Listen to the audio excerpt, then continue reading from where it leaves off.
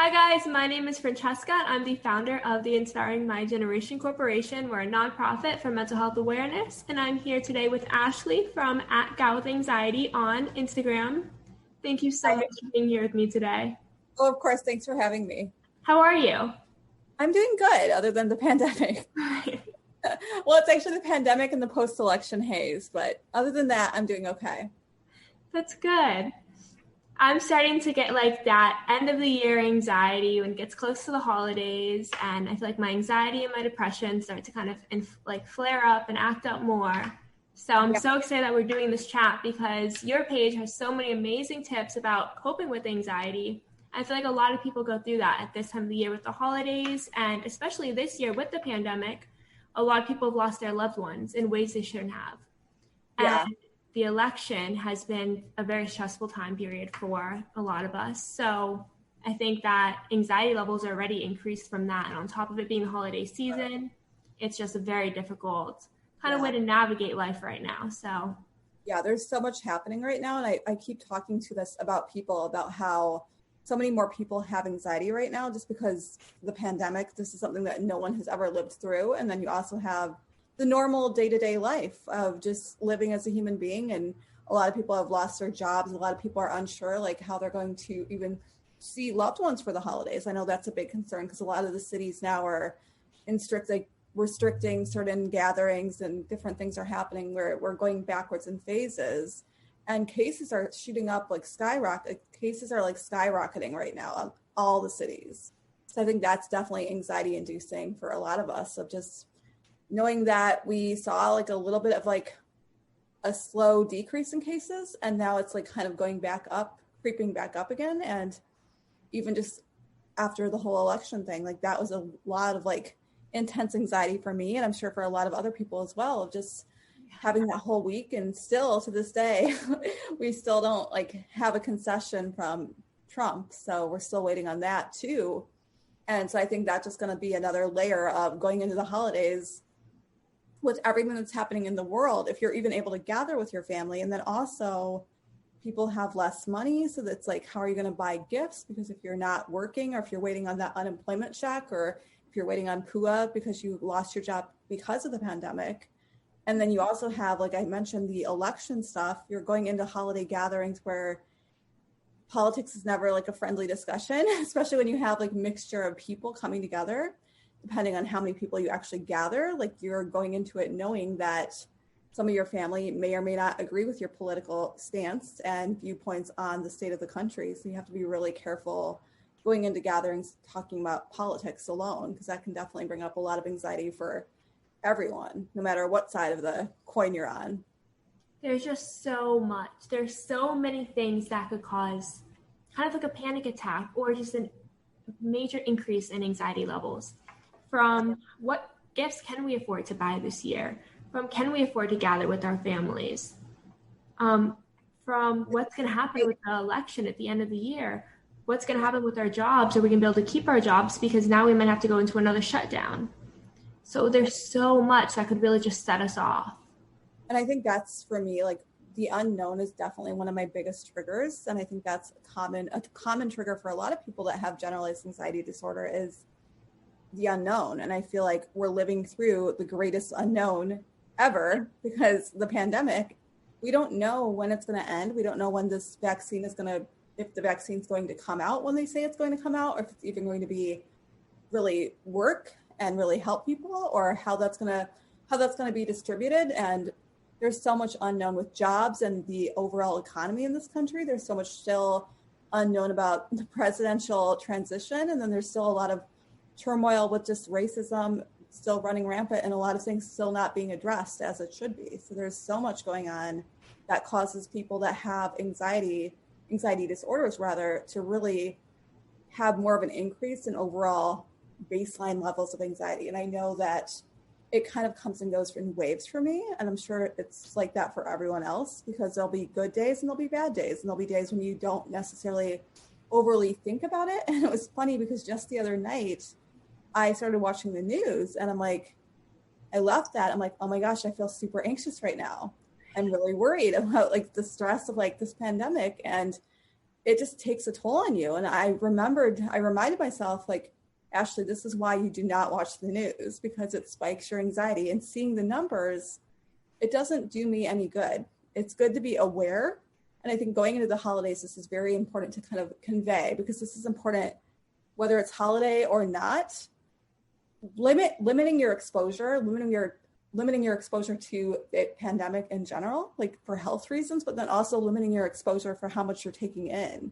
Because number one, news is known to be negative. That's just the way it is. There's lots of negativity on the news.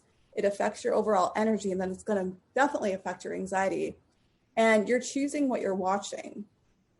And I think we have to remember that. It's the same thing as social media. You're choosing who you're following. You're choosing whose stories you're watching. You're choosing everything you're intaking.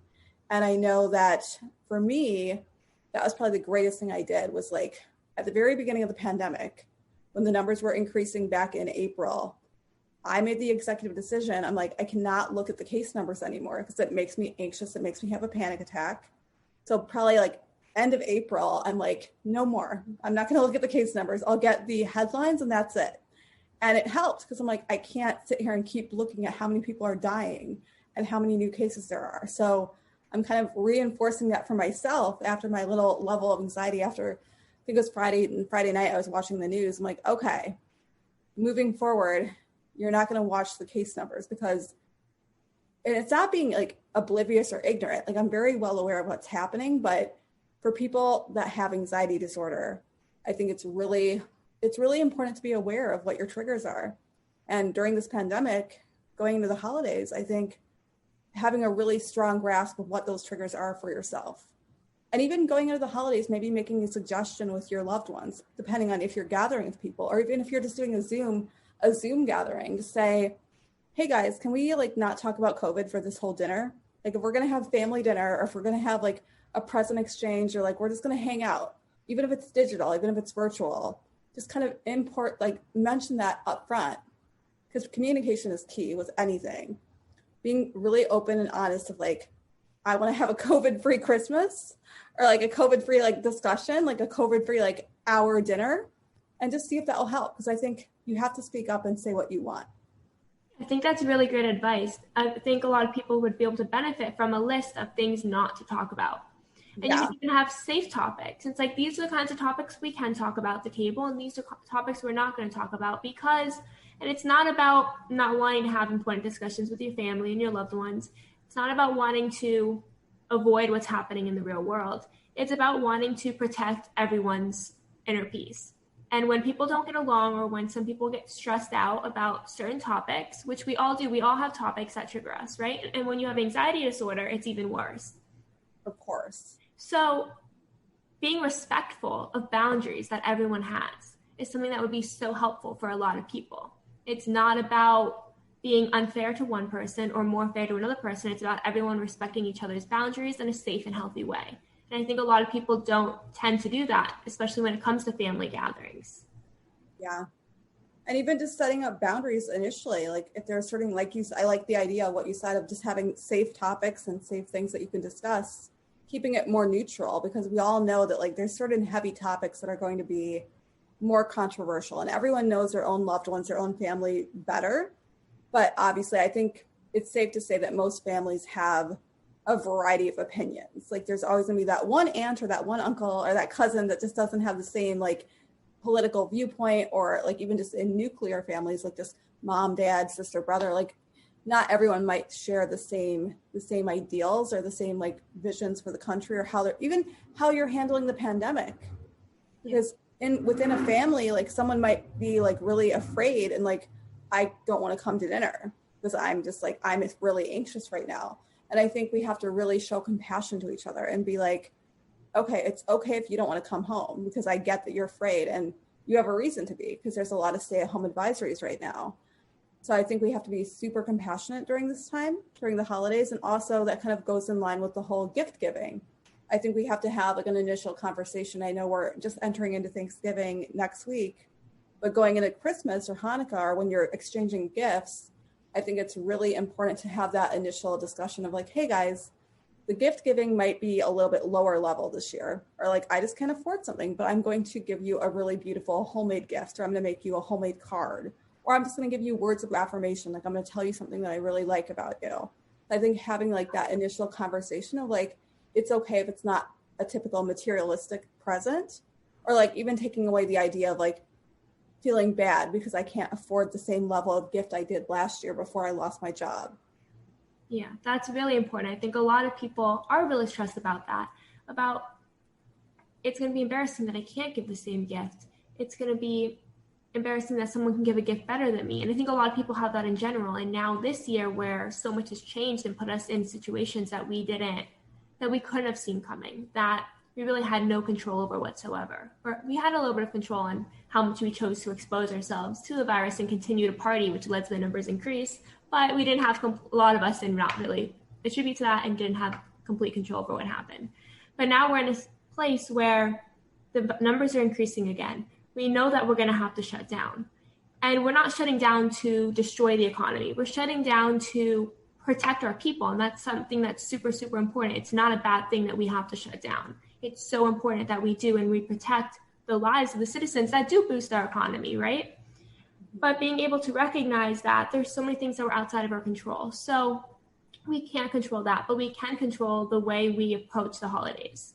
We can control how we have discussions with our families and have like honest communication. Like you said, communication is key, and being able to talk about these are the kinds of gifts we can do this year, or you know what would be even better? This has been such a stressful year. Why don't we all do something that's just a random act of kindness for each other? Or why don't we all put a couple dollars into a thing to donate, and donate to a family that can't afford food for the holidays? That's another great thing we could do, right? It's not all about what we can give to each other. It's about what we can do for each other. I think that's something that's so important. It's not about gifts. It's about experience and the love and the happiness and the joy that you can bring to other people. Yeah, exactly. I was just going to say, yeah, it's so much more than the gifts. It's more about getting to be able to get together.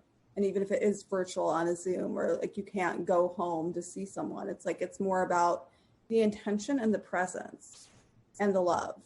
And it's so much more than like what you buy or what you can't afford. And I think that kind of ties into the whole FOMO thing that's still happening on social media. It's going to be even worse this year because of COVID. People are going to go on there and see, oh, this family got this expensive gift and my family is really in a bad place right now. I think it's really important to remind ourselves to keep that in check a little bit, and remind ourselves that we're living through a horrific situation, a horrific time that we have not gone through in a long time. Like, this is unprecedented territory.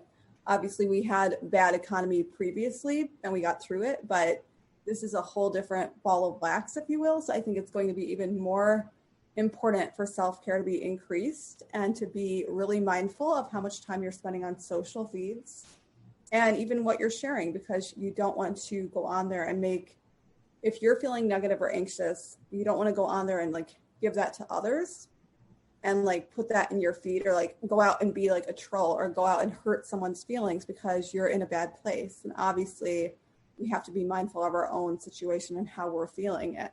And I just think in general, the holidays does bring up a lot of FOMO for people, and it brings up a lot of comparison, whether it's like where you go on vacation or what you're getting for gifts. It does cause a lot of unnecessary comparison and unnecessary anxiety. So I think it's really important to be mindful. It's always important to be mindful of social media usage, but it's really important now. I completely agree. And I love that point that you brought up, that when people you're in a negative space, you don't want to go and start projecting that energy on social media. And right now we're seeing the numbers of bullying and cyberbullying increase at rates that we've never seen it before, because we have people who are home all day and they're on social media and they're angry. They are going through a lot. There's so much going on in the world and we can't really process and cope. A lot of people don't know how to cope, and they're kind of just projecting a lot of that energy out on social media. A lot of people are projecting it onto public figures that they don't know, that they want more from, or that they just kind of want to fight with somebody. And I feel like a lot of people think public figures are someone they can attack. I think a lot of people are doing it to each other and just their friends because they have different viewpoints or opinions. And we see that the leaders of our countries sometimes tend to use derogatory terms or treat people with disrespect or put adjectives in front of someone's name in a way to degrade them. And that's teaching everyone else that if our president can do it, if this person can do it, why can't we? So now a bunch of people are doing that, and it's all over social media, especially if you go on Twitter. I don't know if you've been on Twitter lately, but I made the mistake of going on today. And it is that big, and a lot of it is that negative energy that we're all feeling right now. And we don't know how to cope, and sometimes we project it in ways we shouldn't. And I completely respect that a lot of it is not intentional as a way to hurt people, but it is hurting people. It is a problem. And going into the holidays too, we have more time off work, more time off school, more time to be on our phones and be on social media. So being mindful of that and aware of how our words can be interpreted, how they can be used against people, how they can be hurtful, and how someone else's words can hurt us, and how what other people are doing can affect us. Being mindful of all of that and aware and doing our parts to not contribute to that in our own mental health and inner peace state is something that's so, so important. Yeah, I like the idea too. If you're going to post something, I think it's really beneficial if you're in a negative headspace, because obviously if you're in a low place, you have to have community. And for some people, social media is your outlet because you're in a bad home space, or like you just don't have anyone else to turn to. So it's not about not reaching out, but I think with negativity, it's really important to like kind of check in with yourself. So I like the idea of doing like a quick like 30 to 60 second pause and ask yourself, why am I going to post this? Or what's the intention? What am I going to get out of this? If I'm going on some influencer's page or some public figure's page, even if you are like, even if they are in the wrong, like in terms of like people dumping stuff on Trump, and a lot of his stuff is pretty crazy. And I think that it's pretty clear where I stand, but it's something that you have to check in with yourself and be like, well, what is this going to do? What is this really going to do? If I go and say something nasty in response to one of the many crazy tweets that the president is sharing, or any celebrity or anybody, what is that actually going to do? It's going to make me feel low because it's dragging me even further lower, because I feel like, oh, if I get this off, like if I just go off and like attack someone anonymously, I'm going to feel better about myself because I'm tearing someone else down. So I think you have to pause and check in. And even with your friends, like even texting, or like they always say like you should never go to bed angry. Like I think there's so much to be said about that. Like just checking in with yourself for like those 30 to 60 seconds of just like, why am I writing this? How am I feeling? Is there a way that I can step back and like just do a different activity to like release some of my negativity? And still seek out community, seek out support, seek out help, but check in with yourself and just kind of see like, what is this going to do? I absolutely love that, because a lot of times what ends up hurting people, or like what we want to do to like kind of hurt people who've hurt us and that made us feel bad, we're really just hurting ourselves. We're hurting our own inner peace. By releasing negativity, we're welcoming it back into our lives. So there's so many more productive ways that we can get that anger out. We can write letters to our government leaders and let them know why we feel that the current way things are being handled is wrong and what that should be done. We can donate money or donate our time to volunteer. I know like one thing I've done during this pandemic is I volunteered at a food bank. I've also donated to a food bank. A lot of people can't afford to donate or don't have that extra $2, and that's fine. I'm sure you have an extra hour though to maybe volunteer somewhere, as long as it's safe, of course. But there's a lot of things that we could do to spread positivity and love and make a difference without posting that negative, angry tweet. And I think a lot of people forget that Twitter is not solving problems. Yeah, it's really that yelling about how much you hate someone and how they're handling it wrong is not going to make anything better.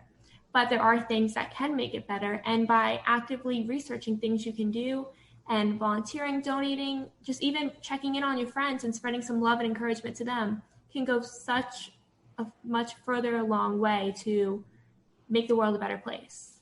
Yeah, exactly. I love that you mentioned the whole food bank thing, because I think we have to remember that there is a lot of actions we can actually do. And even if it is not money, like monetarily, like donating to something, you still have a lot of options to really help and make a difference. And I think we have to remember that the whole concept of activism and making moves and wanting to be the generation that actually makes an impact or changes things It really is about actually taking action. And sending something off into social media is not actually action. It's just running your mouth. It's not actually getting yourself out there and doing something to change something. And I think obviously the action of voting, that was a huge thing that a lot of people were able to do. And going to a food bank, that's an actual action. There's so many more things you can do to actually make a change and do something besides just running your mouth on Twitter.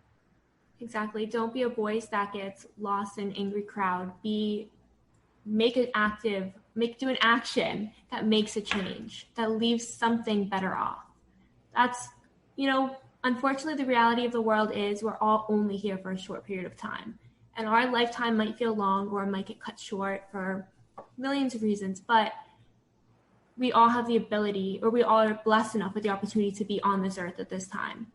And we all have the ability to make a difference, even if it's just a small one, because it's not about one difference. It's about the chain of reaction that comes from it. By helping one person, they can go on and help one person. That helps one person, helps one person. If you help 5 people, it helps 5 people, 5 people, 5 people. It completely continues to carry on. So helping one person could end up helping millions of people. So people should think about that when they go on social media, I feel like, or when they're talking with their friends, their loved ones, their families. One thing you say can influence someone else to go off on a bad path. You can bullying them by making fun of them, by teasing them, by not supporting them. You can put them all into a bad place, or by encouraging somebody, supporting somebody, donating, doing something small that makes a difference. You can help so many people go into a really good place. Exactly. Everything we do, every word, every action has an effect. And we really have to decide right now what kind of effect we want to have. And then actively do things that prove that that's the effect we want to have. Yeah, it's all about that ripple effect. Really, really, really knowing that one word has such power. Exactly. But getting into the holidays, I want to kind of touch on Thanksgiving, because I know that's coming up next week. And I know for myself, and I'm sure for a lot of other people, mental health, like if you are going to be gathering, and I say that because I know that this holiday is different, so you're not going to actually be gathering with extended family, but use this for future when we actually can have big gatherings. But even small gatherings, even on a Zoom call, something that I get asked a lot about is just like how to handle in the moment anxiety, or like when you're at that dinner table, or when you're at that like holiday cocktail, like if you're having cocktails with family or friends or whatever, and you're actually in that place where you're like, oh my gosh, I feel anxious right now, and I'm at this dinner, or I'm on this Zoom call, and like I'm supposed to be like enjoying like a holiday like party or whatever. I think it's really important to kind of address that and just kind of think about like ways that you can handle having in the moment anxiety, and how to cope with it so you don't feel the shame or the embarrassment. Because I know for myself, it definitely took me time to kind of get adjusted, or kind of realize that like it's okay to have that come up. Like you can be anxious at a dinner table, and it's different for every family. So I know for myself, I'm very open and I'm very communicative of like, this is how my anxiety comes up. Like this is how it looks. My family has all seen me having a panic attack. Like most people in my life that matter have seen me have a panic attack. So it's not a surprise. They know what it looks like. They know how it comes on. So I think it's, again, going back to communication, if you're able to feel safe and feel ready to tell your family, this is how my panic attack comes on, or even just like introducing them, like giving them research and being like, this is why this happens, or this is what I'm experiencing, or this is my diagnosis. And again, only when you're ready to share that. But I think there is something to be said about communicating and being very forthcoming and very clear with family or with friends or with loved ones about what it actually feels like for you. And that way they know the warning signs of like what it's going to be like, so they don't get freaked out. And I think when it happens, it's okay to walk away. Like it's okay to like excuse yourself. You don't have to tell, if it's extended family or like friends of friends that you don't know, you don't have to make some big announcement and say, hey guys, I'm having a panic attack. You can just walk away and say, I'm going to go to the bathroom. Like I just have to go to the bathroom. I'll be back to this dinner table in like 5 minutes. And you can excuse yourself, go to the bathroom, do any of the coping mechanisms, breathe deeply. I carry essential oils. I carry crackers for nausea. You can have like all your coping mechanisms, or even just a couple deep breaths, or meditate for 5 minutes, like in the bathroom, or if you can go to a separate room. So I think it's really important to remind people that it's totally okay to walk away. if you feel like you have to. I think that's really great advice, because a lot of people feel like they can't excuse themselves from the dinner table. They have to sit there and deal with it and experience a panic attack in front of everyone because they're afraid to just give themselves a minute to kind of breathe and ground themselves. I think that's something that's so important, that it's okay to walk away. It's okay to even go outside and go for a walk. It's okay to bring headphones with you, and if you have to excuse yourself for a few minutes and listen to a song that might help you, or listen to a meditation, or call a friend. It's okay to use any of your coping mechanisms. Yeah. I know a lot of times we feel like it's disrespectful. And sometimes if we don't approach it with respect, it can come off disrespectful. But it's not about disrespecting other people. It's about protecting yourself, because the experience can be so much worse for you and for your loved ones if you aren't able to cope. It can go on more long term. I know if I have a panic attack and if I don't cope with it right away, the anxiety kind of builds up and I will have more panic attacks very near together. So being able to excuse myself for a few minutes, I go for walks. I will go for a walk. I try not to leave the dinner table, but I have left the dinner table and kind of just hid for a little bit and collected myself, because I think a lot of people like eating disorders in the holidays too. That brings up a lot of anxiety because it's uncomfortable sitting at that table eating. I was the person who had that eating disorder and had to leave the table. I would have full on panic attacks, and a lot of people would see it, the whole family, where I'd be like crying, hyperventilating, screaming. I couldn't calm down because I got to the point where I was so over anxious and so over, everything was like held in. All my emotions were suppressed. And then I kind of just reacted, and my panic attack took over in a big way. So making sure that you understand that.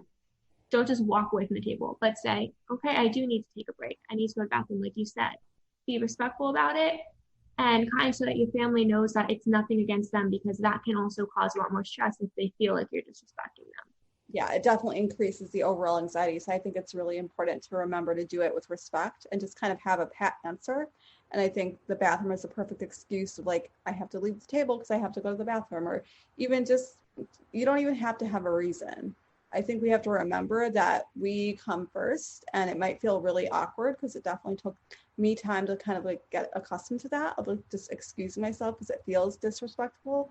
So I think that's why I was mentioning like whole communication. Like if you're ready to share that with your family so they know like, oh, that's the reason she's leaving the dinner table. It's not because we said something wrong, or like it's not because she doesn't want to be here. It's more about she's taking care of her mental health, or she just needs a breath. So I think it's really important to remind ourselves that it's not bad if you're doing it from a respectful place. Exactly. I think that's something that's so, so, so important. And I'm so happy you brought that up, because that does add extra anxiety on top of the normal amount of anxiety that we're dealing with. Or like I think a lot of us are really just in this state of high anxiety right now with everything going on. And then a lot of us have anxiety disorders that kind of increase that level of anxiety. And then getting together with family and loved ones can also increase our anxiety, because a lot of times people have those small comments, or they want to know who you're dating, what you're majoring in, where your new job is, what you're doing. Like they want that whole life plan. And a lot of times they can feel really uncomfortable because we don't always have it figured out. We're not always dating somebody. We might have changed our hair and it wasn't for any kind of reason, just that we wanted to. Like I know one thing that I get all the time now is phone calls about, I saw this actress on TV that had really pretty long blonde hair. Have you thought about going back to blonde and growing your hair out? I'm like, nope, this is me now. This is where I'm at. So a lot of times that our family comes from a place of love and they're like, I liked this for you, or I think you'd be happy dating this person, or I think you'd be happy if you were doing this major or doing this job. And they don't mean to be triggering us, but a lot of times it tends to. And that's okay that we get triggered by it, but knowing that we can walk away in a way that's respectful, so that we're not, because you never want to be mean. And I say that with so much love and respect for everybody that kind of lives with mental health. A lot of times we get misunderstood, misinterpreted. We're not trying to be disrespectful when we're excusing ourselves. So kind of just being a little aware that people might take it wrong if we just say, I need to walk away, or just walk away. Instead say, I need a few minutes right now.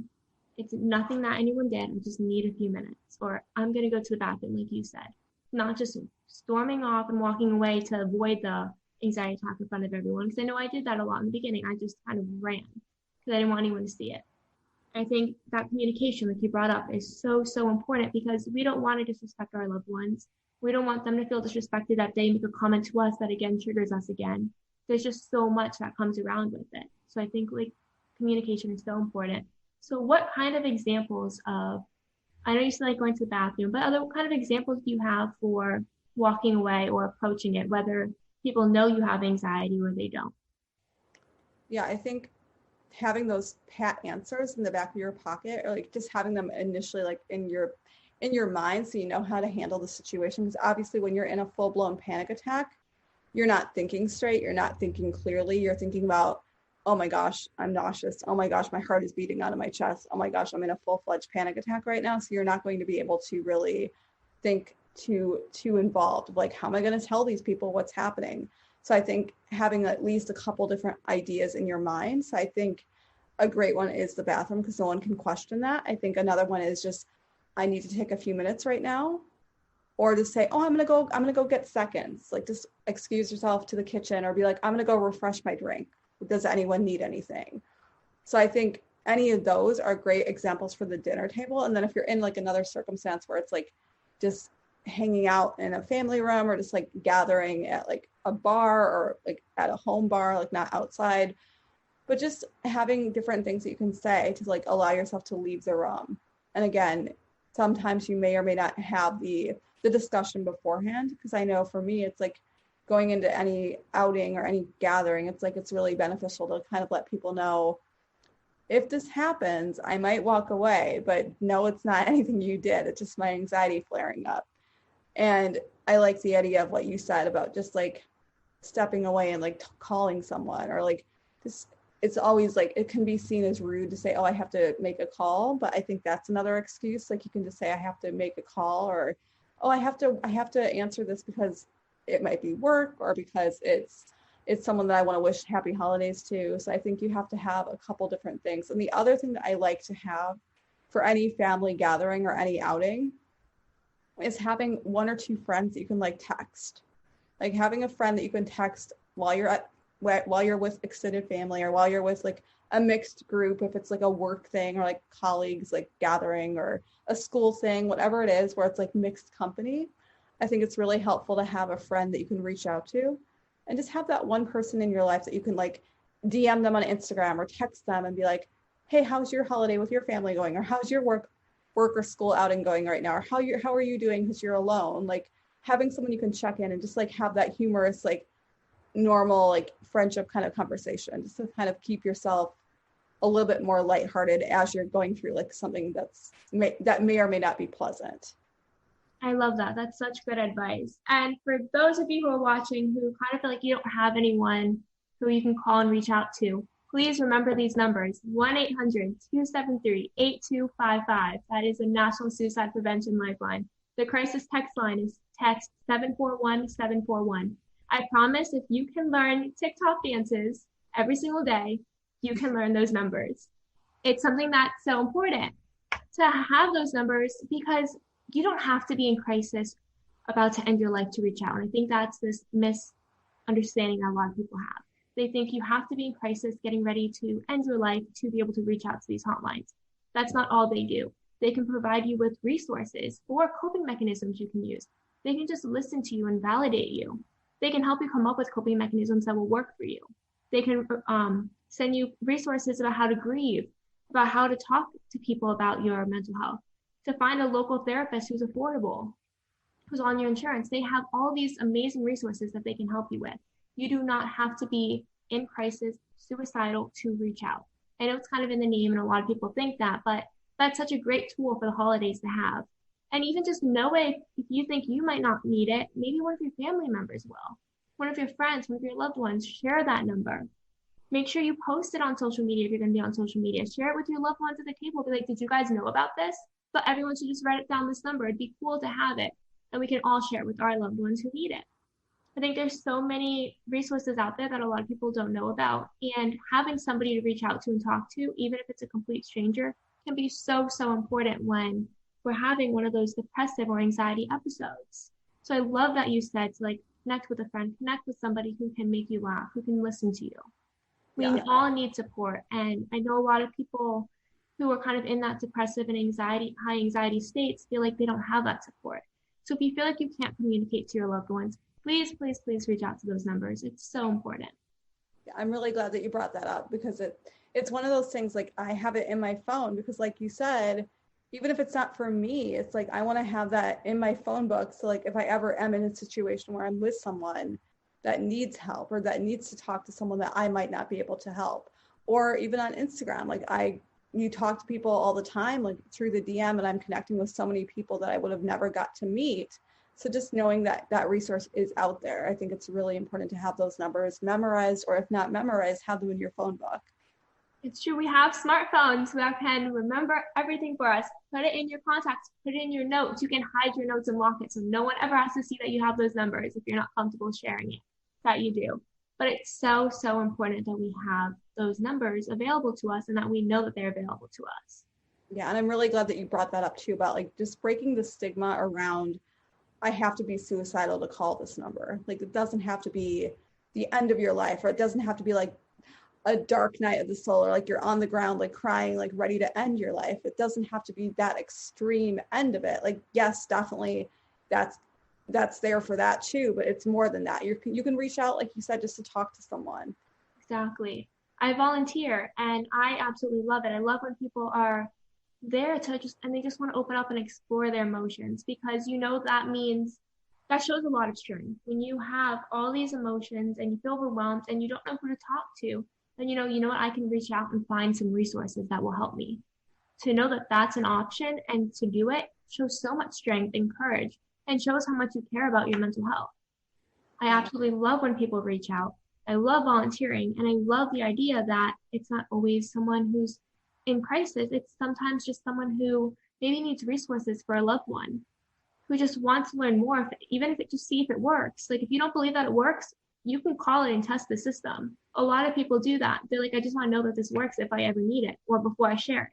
That's something that's so amazing that anyone can do. Anyone can reach out about absolutely anything. Yeah. And I think that's something that's so important to have for the holidays. Definitely. So then with the holidays, I think a lot of people feel kind of overwhelmed on what kinds of conversations they can have. Like I know we talked in the beginning about having safe conversations. So what kind of recommendations do you have for like a safe Thanksgiving dinner table conversation? Well, obviously, I think sharing gratitudes is a great one. It's that kind of year. It's that kind of holiday. And I think obviously staying in a positive mindset, like celebrating the little things, celebrating the things that are worth celebrating. Because obviously, if you're going through a lot of loss right now, it can be really challenging to kind of like be in a positive mindset. And you don't want to fake it. I don't believe in fake positivity, but I think it's really important to remind ourselves that we do have a lot to be grateful for. So under a gathering, having a conversation, asking everyone, what are you grateful for right now? What was a win that you had this year? Because it's so easy to like jump on the bandwagon of everyone saying 2020 was an awful year. 2020 brought me nothing. It's like, how can you think of like what was a positive that came out of this year? Because you had more time with your kids, you had more time at home, you got to pick up a new hobby. So that kind of, if you share your gratefuls or your wins, like no matter how small or big they are, that can kind of lead off into separate conversations like, oh, I started learning a new language this pandemic, or I started learning a new exercise this pandemic, or I got in shape this pandemic, or I really took my exercise and health to a different place, or, oh, I learned all these new recipes. So I think it kind of ventures off into different conversations that are more safe because they're fun, they're uplifting. You get to talk about things that you're learning or things that you're doing in your daily life because of the pandemic.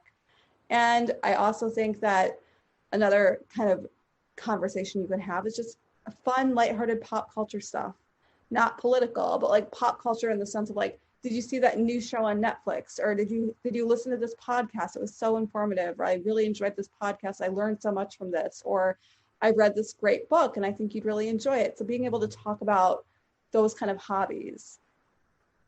I love that. And I love what you brought up about gratitude. It is the season of gratitude. And although we should be grateful and thankful all year long, a lot of us forget to kind of just be grateful for the little things. Like when you're sitting down at the Thanksgiving table and people are asking you, like, what are you grateful for this year? What are you grateful for right now? How long does it take to say that I'm breathing, that I'm here with you, that I'm present? That's something that a lot of people don't have. A lot of people are losing their lives from COVID, from suicide, from cancer, from accidents, from old age, from sickness, from anything. There's so many people who are losing their lives every year. The fact that you're still breathing is something that you should be so thankful for every day. And a lot of us forget how lucky we are to wake up in the morning. Yeah, even just being alive, the breath, even if you're gathering, being able to gather, having the presence with people, having food to eat, no matter how grand or great, like whatever it is that you have on your plate, be grateful for food, be grateful for clean drinking water, being grateful for a shelter, being grateful for a roof over your head. Like there's so many things that I think a lot of times people take for granted, and it's easy to overlook certain things, but just remembering so much that we do have, because like you said, so many people are losing their lives, so many people are losing their loved ones. So we have to really come back to that state of gratitude and remind ourselves this Thanksgiving and every single day that we're alive, that we're lucky enough to be alive, that there is so much to be grateful for. And it's not about FOMO or like overdoing it or being like, my gratitude's better than yours. It's not any of that. It's merely a chance to share and exchange things that are positive in our lives. Exactly. What's something you're grateful for this year? I'm grateful for my growth with myself. I'm grateful for how far I've come with my anxiety, how far I've come with my panic attacks.